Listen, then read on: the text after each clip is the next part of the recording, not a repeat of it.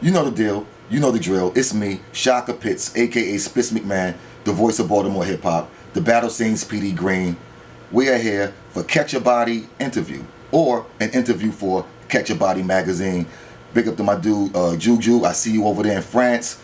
And this interview is being conducted by the lovely Shinier of the Baltimore scene.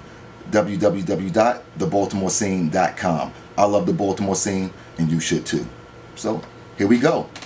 All right, so number one, what is the Pit Fight Battle League?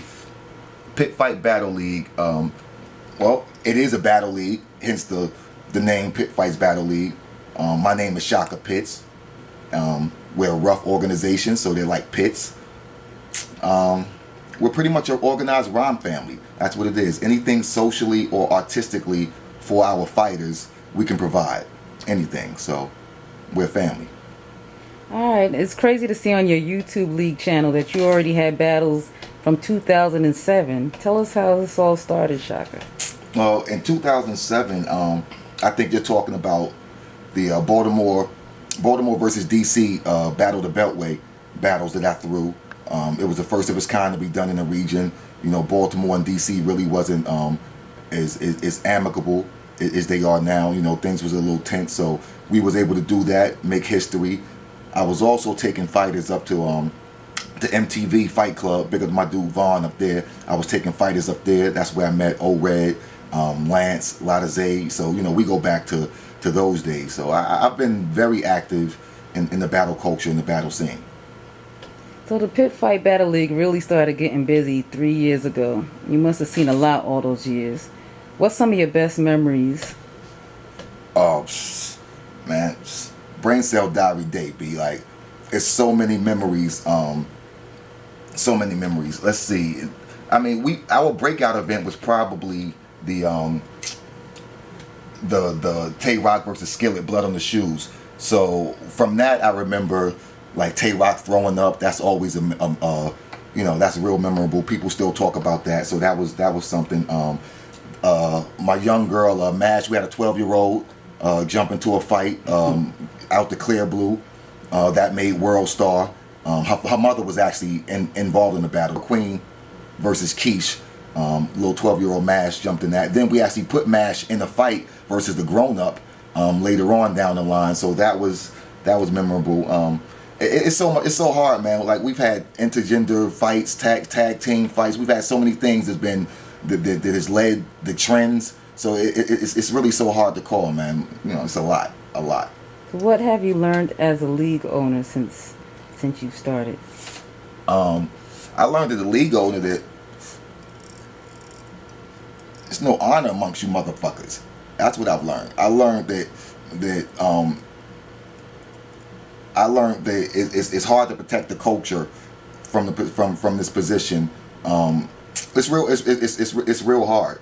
It's real hard. So I learned that you have to surround yourself with motherfuckers who are going to be loyal to whatever you're doing, and that's it. Because motherfuckers are snakes. League owners, battlers, venues, like this is no different than any other game, the drug game or the actual rap game.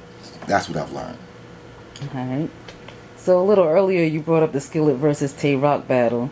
There was a lot of tension in the room. Like, talk to us about the battle and what were you thinking? What was going on? Yeah, that battle. Well, it was $1,000 on the line, so you know it was going to be heated. You know, Rock had a reputation. He wasn't trying to give up in the region. Skillet was an up and comer, so you know, and Skillet was from PG County, which was about 40 miles that way, and Rock is from Hartford County, which is like 40 miles that way. So, you know, B-More, to be honest, was sort of a neutral ground, to be honest, for the two of them. And, you know, Tay Rock came with his customary, you know, cave gang dudes, and they was rowdy and ratchet as always. And, you know, Skillet had his people, and then the Baltimore Cats was there. So, you know, but that's what we do in the pit. Like, that vibe, that's a pit vibe. That's a regular day at the fucking office for the pit, to be honest. So, it was just a normal day at the office for us. Then there was money on this battle and judges. Tell us the importance of judge battles. In the pit, and myself, we believe that you need judge battles. You'll have, like, for instance, let's take the URL cats. Every one of them say they're the best. None of them say they've been defeated. You know what I mean? Everyone wins their battles. And I'm not, and I'm saying everyone, of course I'm making a very, very, you know what I mean, like, large blanket statement, but it's enough of you motherfuckers, for me to say everyone. So we believe that, yeah, you need to judge battles. We have a ranking system. So we can't say someone's a heavyweight or a lightweight or someone is number 1 or number 2, whatever the case may be, without judged fights. Like, what other competition do you have, where it's where they're not judged? You know what I mean? Like, that's bananas. It's a ranking system, and people are saying they're number 1 or whatever the case may be, but no one's willing to put it on paper.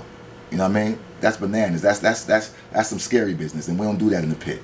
So, we even have our own judging system, the pit scorecard that I created. You can check that out on the website, pitfights.tv as well. So, judging is very important to us. So are all your battles judged?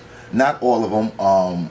We have exhibition fights or promo fights and things of that nature, but we do make sure that every fighter on the roster does get some type of judged fights, because, again, you have to have your spot set, and your spot can't be set without it actually being called officially. Okay. So, yeah. Oh, you know what I didn't mention? We also were the first battle league to have a theme song and an award show. And then after we did it, of course, the train started running. But yeah, need to put that out there too, Drew. So the Pit Fight Battle League only have in-house battlers. Are all your battlers from Baltimore? No, that first question or statement, however you want to call it, is untrue. We don't do only in-house battlers. We have an in-house roster, but we've had M City come through. We've had Lotta Zay come through. We've had Daylight come through. We've had Newborn come through. We've had we've had Roller, Briscoe. Matter of fact, a lot of the motherfuckers y'all coattailing right now, they've already been in the pit.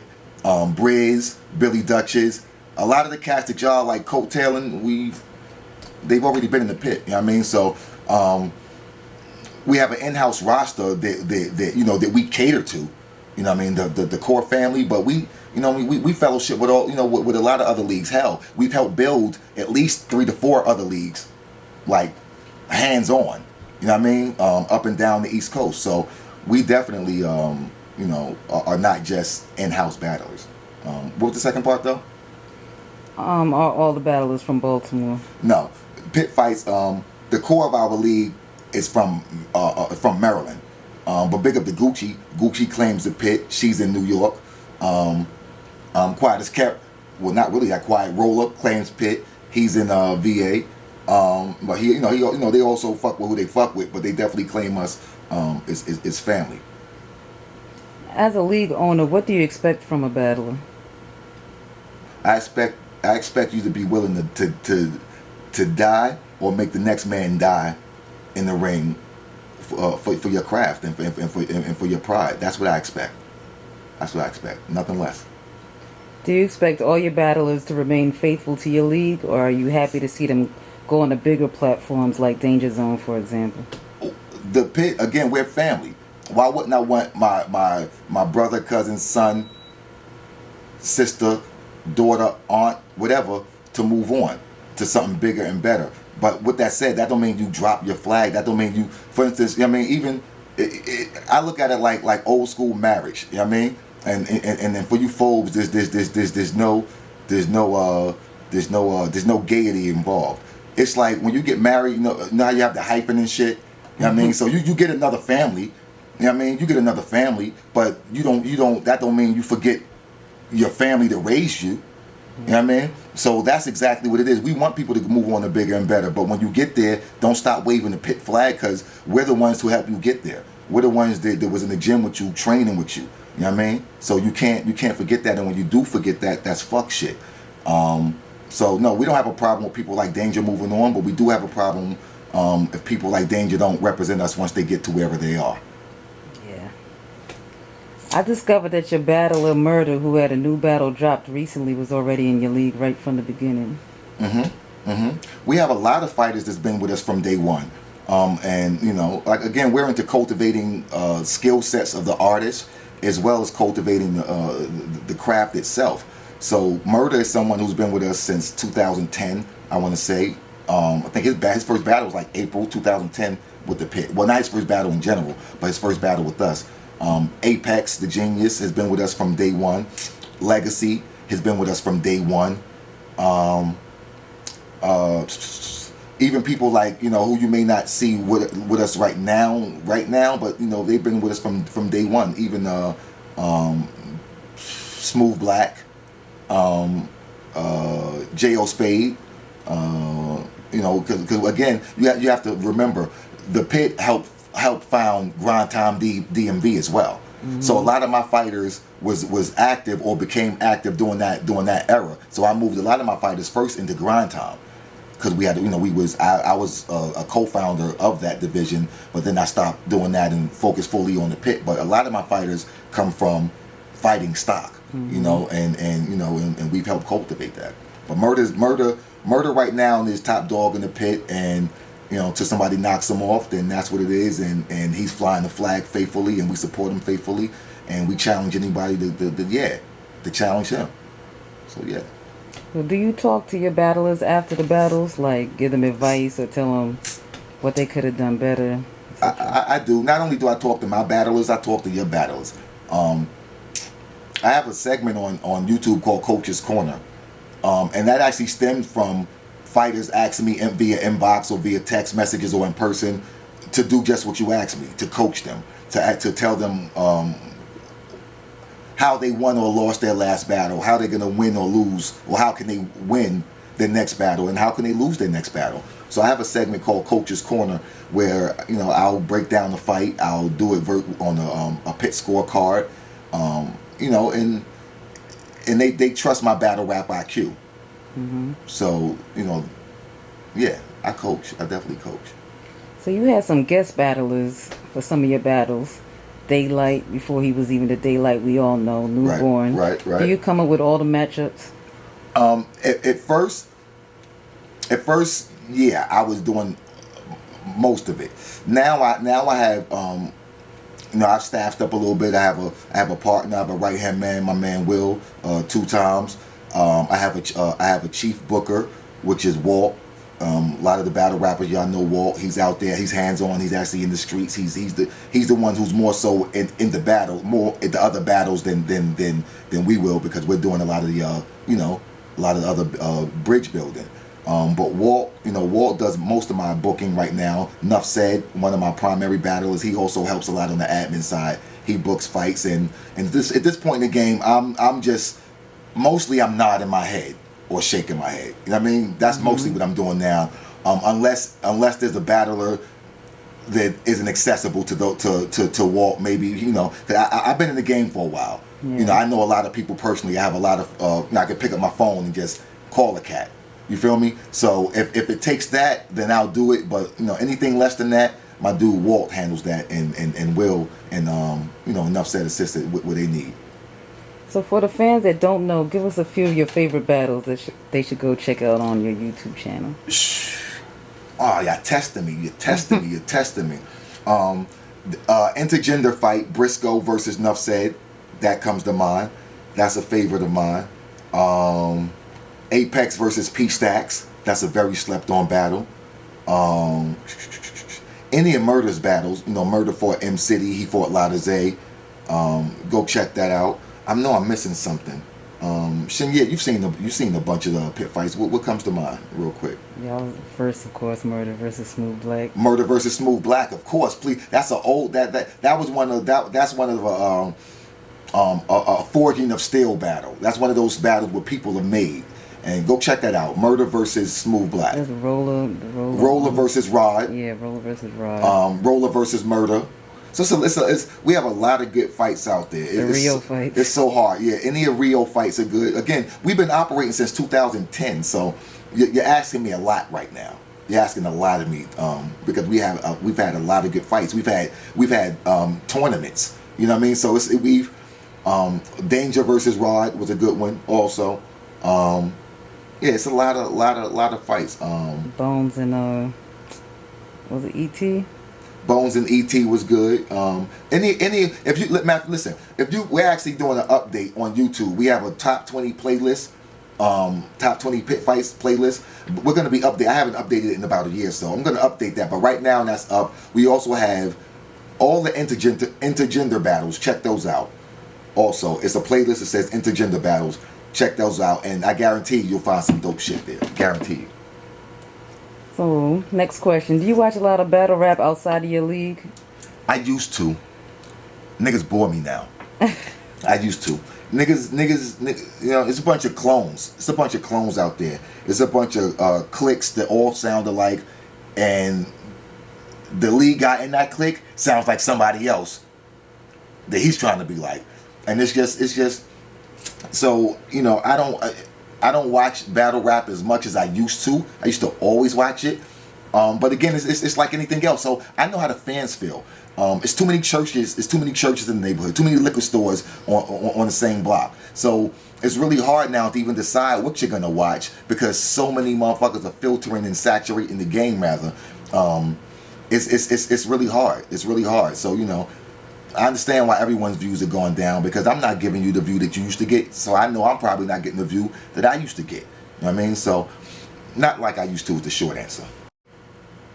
So which leagues do you respect out there? I respect. You know. Again, I got to of course give it up to people. I got to give it up to URL. I respect URL. You know, there's issues, but overall, I respect what they done for the game. King of the Dot, I respect them. You know, so you know the big two, I definitely respect. I like what WBL is trying to do right now. I like the niche that iBattle has filled. You know, iBattle has become the grind time type. You know, they filled that void. I like that. Spit That Heat. I'm not mad at them. Who else? It's a few cats, man. I like my New York dudes. I like my Southern dudes. I like what they doing right now. I'm not mad. And of course, my cousin, you know what I mean? Out in street status, man. Like that's my motherfucker right there, yo. So yeah. Which specific battles from other leagues did you like this year? Hard to call because I done watched a lot of you motherfuckers this year because I've been really into getting the pit to where I wanted to be. So I haven't watched a lot of battles this year, but the battles that I watched the Tay Rock and I want to say Ill Will. I want to say that. I'm sorry, y'all. Like I'm just not as active as I used to be as far as watching the battles, man. Because like I just need better. So unless a motherfucker listen, the way I watch battles is someone throws something in my inbox or text me like, yo, you gotta check this out. That's really the only way I'm watching battles right now, to be honest. I'm sorry. Do you think there should be more unity between the leagues or should it be competitive? Both. I actually formed an organization a few years ago called Mid-Atlantic Battle Association, where I pretty much tied in the whole corridor from Virginia to New England. That goes down to Headhunters and Bloodsport and VA, all the way up to iBattle in New England. Live Loop in New York. I tied that, Stash House in Jersey. Panic Room in Jersey. So I tied a lot of flags. But what I found out is most times, and it's sad. Like in that particular case, the pit was one of the only ones playing fair. You know what I mean? We were sharing resources. We was helping with things. But then when it came down to us, people got real selfish, or we helped build things, and then once people felt that they were good, they sort of like didn't fly the flag or did us in ways that we shouldn't have been done. So we said, you know what, we on our Woodrow Wilson shit. We closing the gates. You know what I mean, we're not worried about what Europe is doing. We taking care of home. So that's what we've been doing for the last 2 years or so, is taking care of home and not even trying to compete with what's going on out there. We have our own lane, and we're gonna maximize that. So yeah, God bless pit fights and no place else. That's where we at right now. I mean, we have affiliates and we have people that we fuck with, but we're really focused on us right now. You know what I mean? We have what we call a healthy sense of selfishness. We're going to do us. And if you benefit from us doing us, God bless. So you touched on this a little bit, but does battle rap as a whole still excite you after all these years? I mean, the prospects of it excite me, you know. But a lot of motherfuckers, like the money aspect of it is fucking shit up. You know, it's a gift and the curse with all these, you know, with the industry getting involved. It's a gift and the curse. You know what I mean? Because, you know, a lot of people are going to lose out. You know, I actually think that the minority will benefit. People will benefit, and I can't be mad that people benefit, but I have to be honest with the way I see the scale. You know what I mean? Our battle is still able to surprise you? Yes, and that's why, you know, I'm a fan. I'm a fan first, so cats be trying to hit me up with, yo, check these bars out. Yo, let me... nah, B. I don't want to hear none of that. You know what I mean?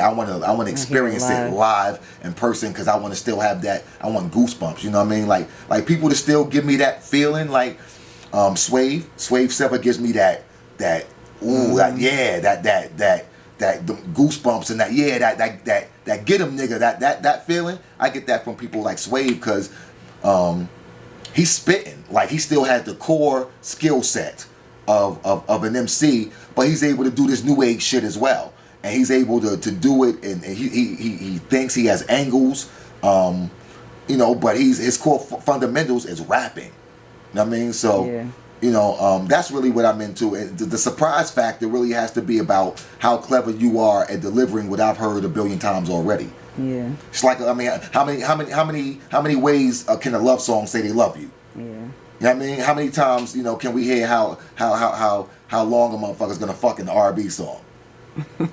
Like, how many times can we, like they do this shit all the time. You know what I'm saying? So what makes that a good song and this not a good song? You know what I mean? It's presentation. It's the way the whole thing is given. So, you know, I'll be honest, like, I'm more surprised now that when I'm not disappointed. Damn. I don't make the news. I just read the paper. That Don Poe versus Murder gave me goosebumps. Don Poe versus Murder was a good fight. Yeah. So what you got coming up next, Shaka? Next, what I have coming up, I can't talk about, because, as I stated before, Fighters, and they have no problem with it. They do shit like this because they haven't, because they're on a bigger platform, or they're not where I'm at. What they'll think is, it's okay to do what the fuck they know someone else is doing. That's not cool. MCs are like, and a lot of these fighters, these MCs are biting things that I've clearly heard in the pit. That I clearly, and even if I say, all right, well, you know, you didn't see it. It's still part of your job to check your radar and know what's out there. Because you would say it if someone did it to you. You know what I mean? So you know, I don't even come up with a concept that someone else has done without acknowledging that person. Yeah. You know what I mean? Because I check names of events. I check you know, names of everything of branding before I go and do anything, because I'm very conscious of biting, and that's not cool. That's not what's up. I'm first generation. You know what I mean? Like, I'm first generation hip hop. Tell us a little about the hip hop scene in Baltimore nowadays. Baltimore has a good hip hop scene, but it's like anywhere else. You know what I mean? It's cliquish. You know, but it's talent, it's ignorance, it's some good things going on here in Baltimore. And to be honest, as much as Baltimoreans complain, Baltimore is a better place than most as far as artistic community. Yeah. So here in the Baltimore artistic community, it's literally that. So a lot of people complain about crabs in the barrel or not getting support. It's literally like a community. If I come to your hood and I don't know you, and you don't know me, and I say, yo, with a weed, what you gonna say? You got a Dutch in your ear. You could be breaking up a sack right there. I don't know. Yeah. You have to be a part of the community. Yeah. Period. If you're not part of the community, you're not gonna get the support that you feel you deserve.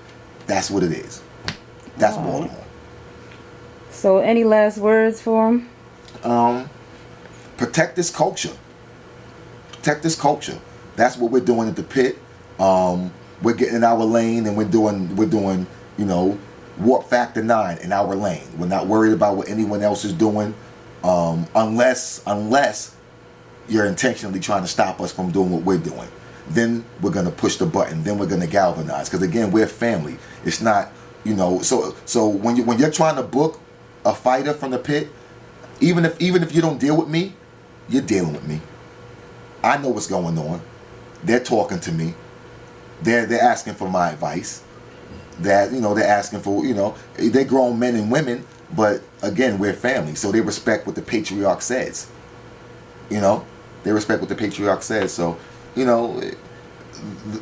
just keep your eye out for the pit. Keep your eye out for the pit, because we're doing good things. Oh, what I didn't mention, we've also hit Bowie State University. We've done MC battles there. Who else is doing that, man? Like, we're doing some really good things. So check the pit.